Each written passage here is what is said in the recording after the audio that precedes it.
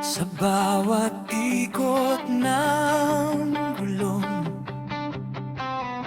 may kwento na hindi mo alam.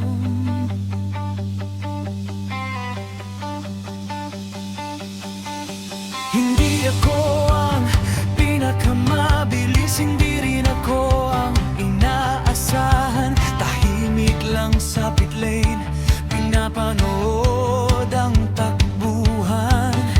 Mga makina'y sumisigaw, ako'y steady lang sa linya.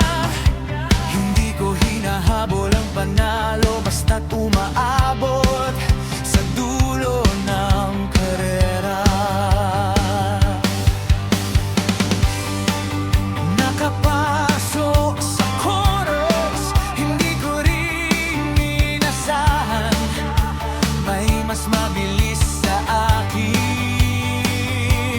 pero hindi sila nakaabot sa finish line.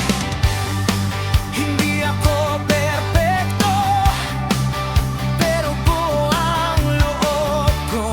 Sa bawat ikot ng track, may tiwala sa takbo.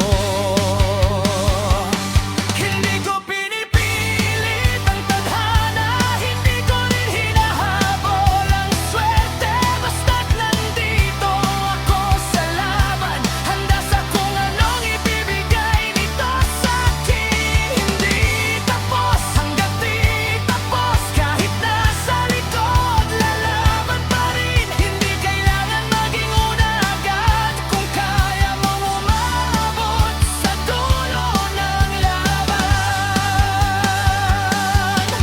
Hindi tapos hanggat di tapos, sa bawat ikot may pag-asa. Hindi man ako ang pinakamabilis, basta't hindi ako tumititigil sa karera.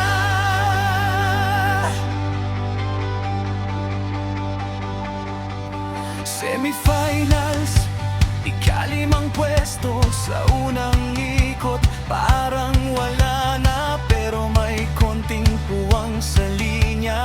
Doon nagsimulang humabol ang makina.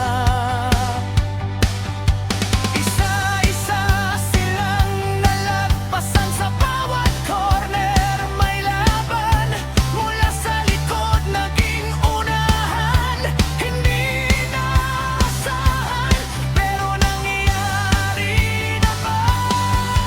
Hindi tapos hanggat di tapos, mula sa lima naging una. Hindi dahil ako ang pinakamabilis, kundi hindi ako sumuko sa laban.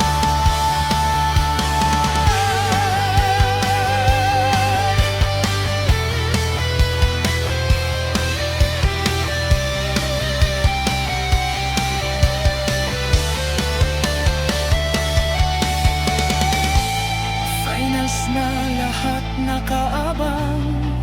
Ito na ba ang ending ng kwento? Pero sa isang iglap lumipad ang pangarap. Course out sa harap niya lahat.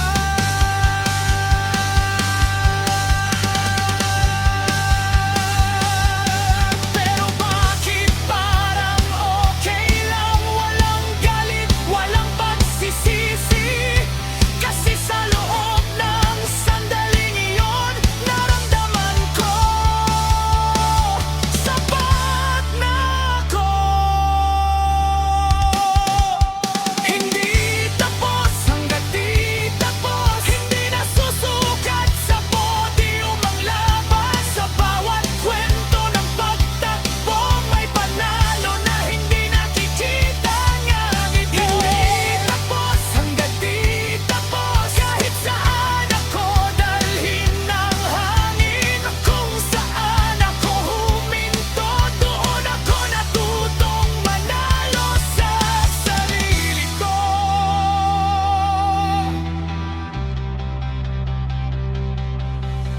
High five sa dulo ng karera, ngiti kahit walang tropeo. Sa bawat talo may panalo, na ako lang ang nakakaalam.